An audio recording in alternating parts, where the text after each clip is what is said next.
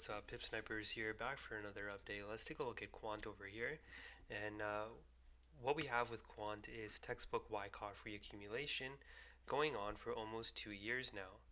We have our first peak, a move down to range lows, and then we have our second peak before a retraction back into the range, going below, sweeping these range lows right over here. So you see how we swept these range lows before being bought up and seeing a push to the top of the range.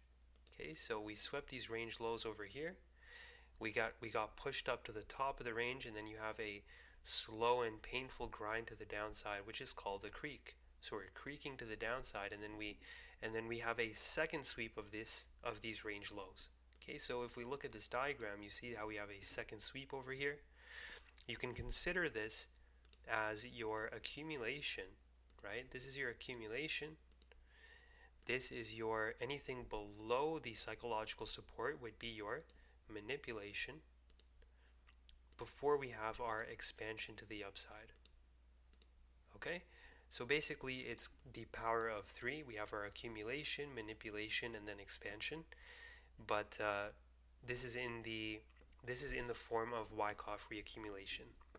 So what bulls would want to see here going forward is for price to hold a 70.2% fib measured from this low up to this high at around $67 to $68. Now if we do lose that level, then it's likely we'll come down to the 786 here at around $58, but if we do come down here, then that would be pretty bearish. And we will have to alter the waves. We will have to alter the waves as price develops, and we'll definitely have to reanalyze this. But what I am expecting is for price to come down to this 702 over here at $67, $68, and then see a move to the upside from there, or a grind to the upside back into the range, so we can start our expansion phase for our phase E of reaccumulation schematic number 1. When we take a look at this. When we take a look at Quant over here for the roadmap, what we see over here is a 5-way move to the upside in the form of a leading diagonal going back to 2018. We have a 3-wave move within each of these subwaves, come down for an ABC correction towards the 50%, and then you have a wave 3 to the upside from March 2020, topping out with Bitcoin at the 1.236. Then we have an A, B, C correction for our wave 4, and we're still within our wave 5 to the upside. Remember, Quant has not finished its wave 5. We're currently within wave 5. We're within subwave 2 of 5 right over here. You guys see that? This is subwave 2 of 5 here. 5-way move to the upside for your wave 1, and then a bullish descending broadening wedge in a triple zigzag combo, with your Z wave or your wave 2 low likely bottoming out here at the 70.2% fib. So watch how price reacts to this level. Bulls would definitely want to see this level hold right here at $67, $68. Okay, then I would expect for this to be the spring. So remember, this over here is your accumulation. Any move below the psychological support would be your manipulation, or in other words, your spring. Okay, this is your spring, and then we're going to have our wave 3 likely coming towards your 1.382 extension at around $679 to $700. Come down for a wave 4, maybe 23.6 to 38.2% of the way down, and then finally have our wave 5 of 5 at around $1673 to around $2,500. Now if we take a look at the macro.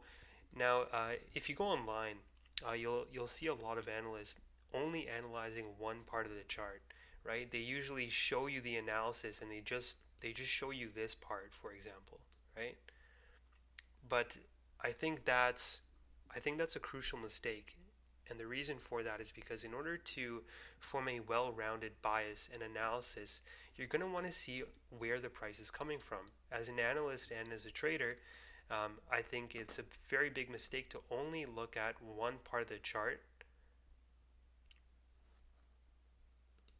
rather than look at its structure as a whole. Okay, so if you were to just take a look at this chart right over here, And I didn't show you the history.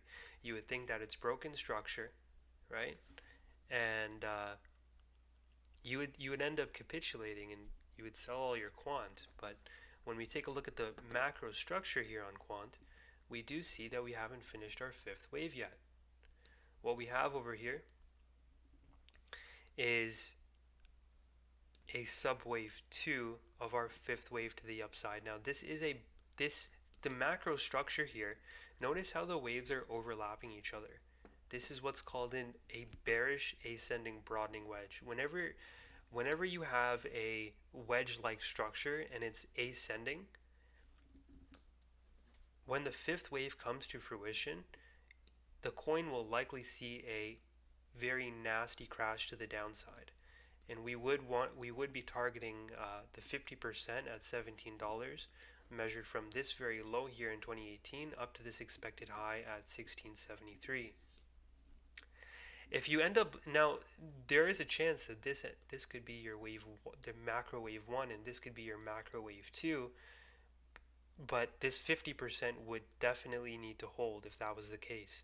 And if you want my bias, I think that once this fifth wave comes in, this would be the end of quant, and quant will likely just go to zero from there. But just take that statement with a grain of salt, because we will be analyzing quant level for level, and we will definitely be altering the waves as price develops in the Discord. So if you haven't joined the Discord, please click the link in the description below. You get access to over 350 assets, a community. You guys can ask me any question you want, and you guys can stay updated with all your favorite coins, and especially quant over here. So now as we reach the upper boundary of this ascending broadening wedge, you're going to want to be scaling out of your position, because you don't want to be caught in this move to the downside here for your wave two, for your bear market. So this is what an ascending broadening wedge looks like. Okay, it looks exactly like quant.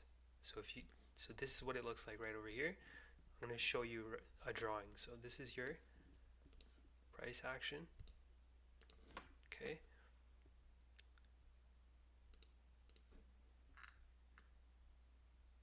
This is your first wave, your second wave, your third wave, your fourth wave, and then you have your fifth wave up like that, right?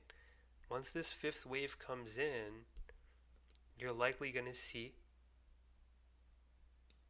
a move to the downside, and it would be a nasty crash after this fifth wave comes in. So I'm just showing you quant over here. We're not bearish yet, okay? Let's see how we react to this $67, $68 region, because remember, this is a bullish descending broadening wedge. I hope you guys enjoyed the quant video. If you guys have any questions, please feel free to let me know. Peace out, and take it easy. See you in the next one.